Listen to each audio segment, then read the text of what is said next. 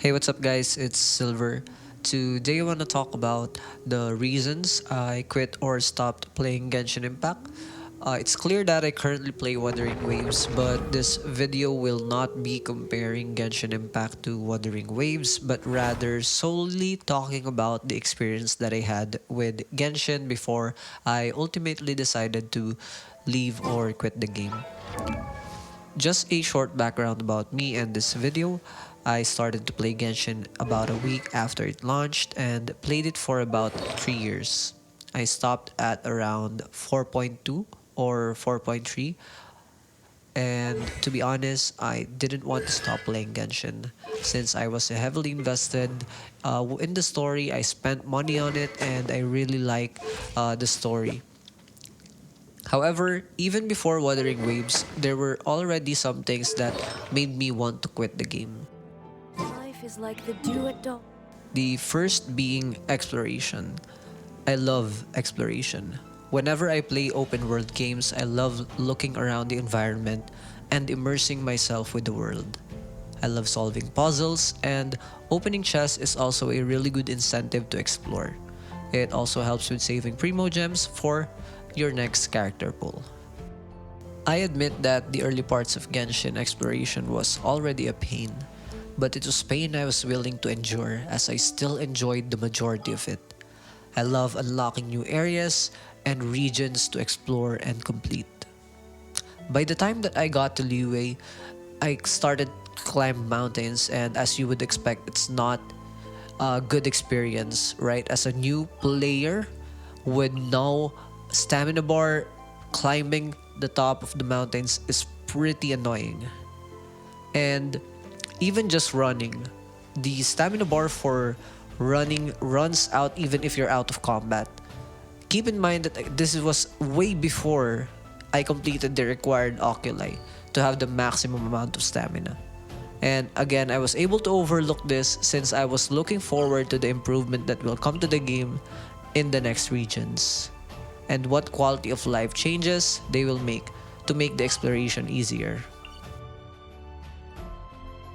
When Sumeru launched, this is where I started to really feel the pain. Completing the exploration in Sumeru was almost made me lose my fucking mind. Besides the fact that you have to play a fucking 12-hour quest to unlock a hidden part of the map, which was, you can say it's completely unnecessary, but I still wanted to see it. You still have a lot of ground to cover and barely any means to effectively traverse it. During this time, I heavily relied on characters with built-in mobility such as Yelan and Kazuha. Not to mention that exploring in the desert was absolutely painful as there is literally nothing that looked interesting, and you also have to complete another massive world quest about the sandstorm and pyramids that I totally completely forgot what even it was about. The game also doesn't tell you what you're missing, so if you're sitting at 99% exploration, you best pray to the archons that they tell you what you're missing, otherwise it will be searching a needle in a haystack. Another thing that made me want to quit was artifact farming. I think I spent nearly 6 months doing absolutely nothing but farming one set of artifacts for a character. And this was like a hell loop where you log in, you fight the same 3 or 4 enemies in that domain, maybe get an artifact, and it will only roll entirely into HP or defense. I don't have a problem with the grind as long as it's reasonable. I played Monster Hunter, I played Warframe, I played lots of MMORPGs before, and I really don't have a problem with it. But I think there's something wrong with the system if a player can spend 6 months trying to build a character, but it goes into absolutely nowhere. And by the time that they finish building it, a new character has already dropped. There are other features that I was looking for in Genshin Impact during the time that I was active. I wish that we had the ability to craft items anywhere. Crafting is a key component to the game, and you use it almost daily, if not daily, to craft condensed resins or to craft materials that you need in order to upgrade your characters. Having to wait for a specific day to get the talent upgrade materials is really something that I found annoying. You could do something about it, such as saving your condensed resin or fragile resins on the day that the domain you need is active. But it's still limited to that particular day. After that, you have to wait again, which I believe is completely unnecessary. I also wish that we could claim weekly boss rewards a bit more often and just have it guaranteed that you would get the one that you need. Have it selected before you enter the domain, right? Because you can complete the domain and not get the thing that you need. Uh, I'm glad that they also added the feature that you can exchange the material that you don't need for another material that that boss has, which is just a band-aid solution in my opinion. Just have it that so that we get the thing that we are farming for instead of waiting for it for another week. I also wish that we could convert or trade the materials that we have a surplus of to another material that we need. For example, just having a lot of the hilichurl materials and converting it to a newer material that we need. That even at a loss, right? 1:3, that could still be a good feature. I also wish that we had infinite stamina when exploring.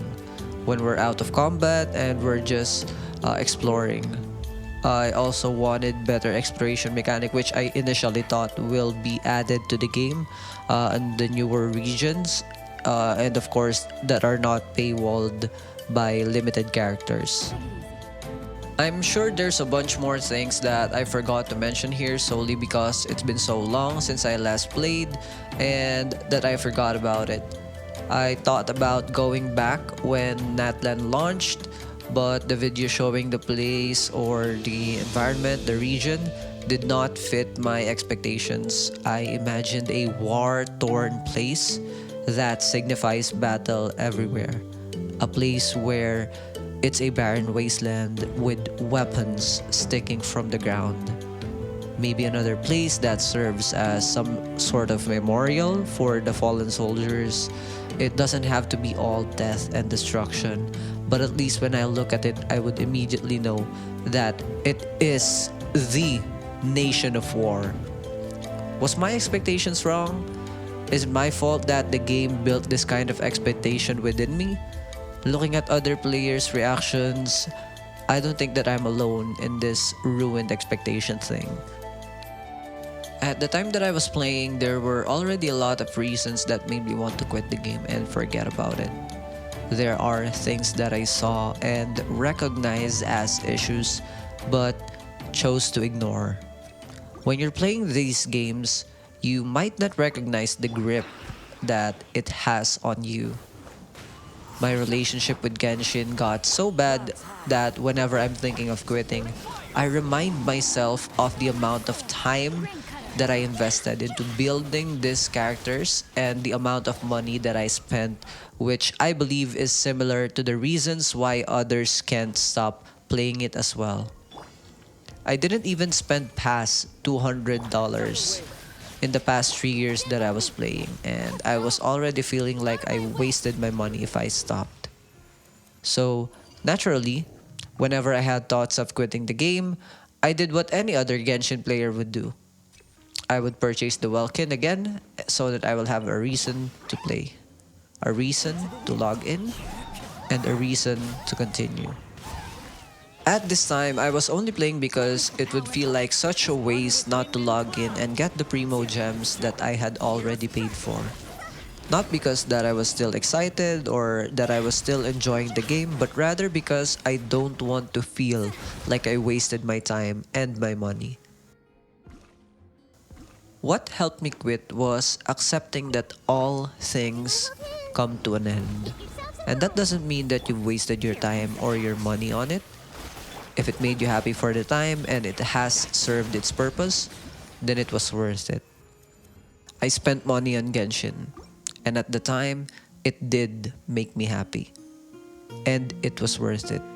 It has served its purpose, but it was time to move on. And that's all for this video. Leave a like, comment, subscribe, and yeah, see you on the next one.